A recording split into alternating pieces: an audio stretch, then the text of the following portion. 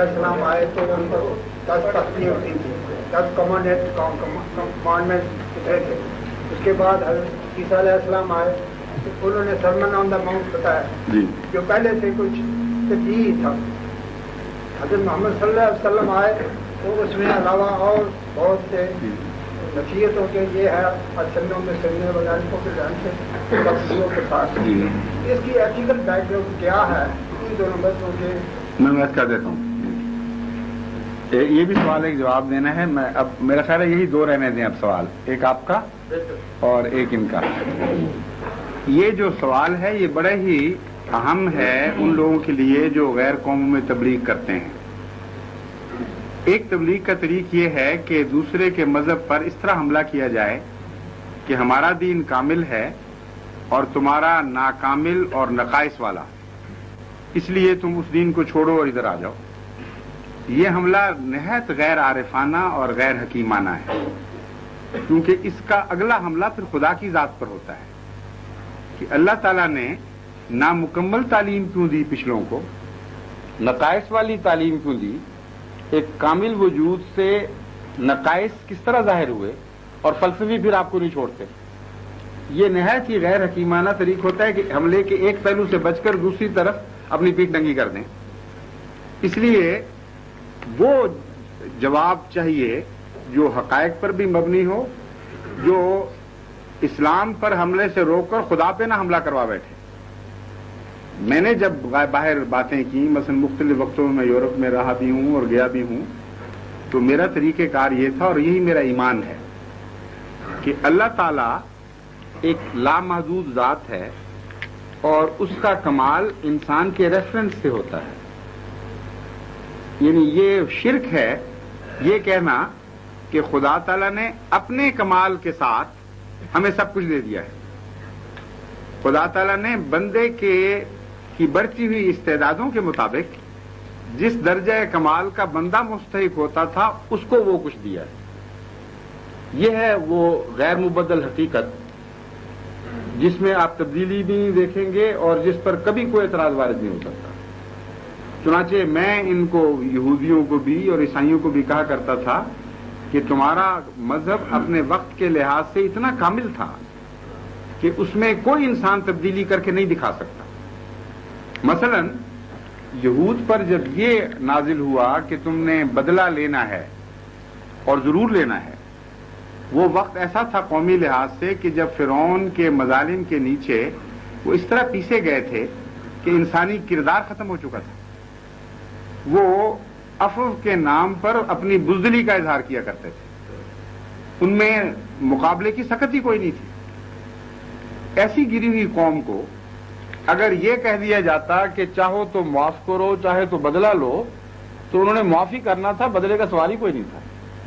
اور یہ فیصلہ خدا کا ان کے بعد کے کردار سے 100% قطعی طور پر ثابت ہو گیا، کیونکہ جب وقت آیا جہاد کا تو انہوں نے کہا اذهب انت وربک فقاتلا وانا هاهنا قاعدون، موسیٰ تو اور تیرا خدا جاؤ لڑو، ہم تو یہاں بیٹھیں گے۔ اس کردار کی اصلاح ناممکن تھی اس تعلیم کے ذریعے، چنانچہ ایک لمبا عرصہ خدا نے ان کو اس تعلیم پر چلایا، یہاں تک کہ پینڈلم کا دوسرا کنارہ شروع ہو جاتا ہے۔ وسط پہ ٹھہر تو نہیں جایا کرتا پینڈلم، دوسری طرف چلا گیا، اور اتنے ظالم ہو گئے کہ اپنے وقت کے دنیا کے سب سے معصوم انسان پر سب سے زیادہ بھیانک ظلم پر آمادہ ہو چکے تھے جب حضرت عیسیٰ تشریف لائے۔ اس وقت ان کی دل کی سختی کی حالت قرآن کریم جگہ جگہ بیان فرماتا ہے، اور بڑے ظالمانہ نقشے ہیں ان کے، جس طرح وہ مظالم کرتے تھے اور سخت دل تھے۔ ان کو آپ اگر کہتے کہ صرف معاونہ معاف بھی کر سکتے ہو اور بدلہ بھی لے سکتے ہو، تو انہوں نے معاف کرنا ہی نہیں تھا، کبھی بدلے ہی لینے تھے۔ اس کانٹیکسٹ میں، اس ہسٹوریکل جنکچر پر صرف وہی تعلیم کامل کہلا سکتی ہے جو انسانی فطرت کو مد نظر رکھتے ہوئے اس کی اصلاح کے لیے مناسب فیصلہ دے، اور وہ فیصلہ وقتی ہو، ہمیشہ کے لیے نہ ہو۔ چنانچہ عیسیٰ بھی وقتی رسول تھے اور موسیٰ بھی وقتی رسول تھے۔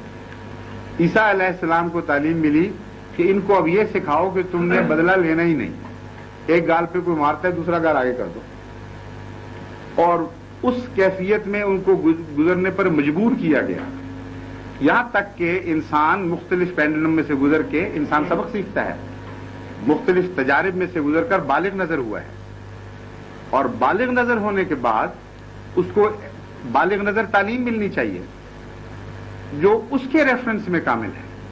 جب ہم اکمل کہتے ہیں تو یہ مراد ہے کہ انسان جس شعور کے مقام پر پہنچا اپنی ان استعدادوں کے ساتھ، اس لحاظ سے خدا اکمل طور پر ظاہر ہوا، لیکن خدا پھر بھی محدود نہیں ہوگا۔ انسان کا درجہ استطاعت فیصلہ کرے گا اس کو کیا ملتا ہے۔ چنانچہ میں جب یہ بتاتا تھا تو یہودی بھی خوش ہوتے تھے، عیسائی بھی خوش ہوتے تھے کہ اس نے ظلم نہیں کیا ہمارے اوپر، بالکل حقیقت ہے جو بیان کر رہا ہے۔ اور اگر آپ یہ ظاہر کریں کہ آپ ظالم ہیں شروع میں ہی، تو آپ کی بات کون سنے گا؟ پھر اگلا قدم سننے کے لیے وہ تیار ہو جاتے ہیں، یعنی حضور صلی اللہ علیہ وسلم کو حسن دیکھنے کے لیے آمادہ ہو چکے ہوتے ہیں۔ ان کو میں کہتا تھا اب میں قرآن کی تعلیم بتاتا ہوں۔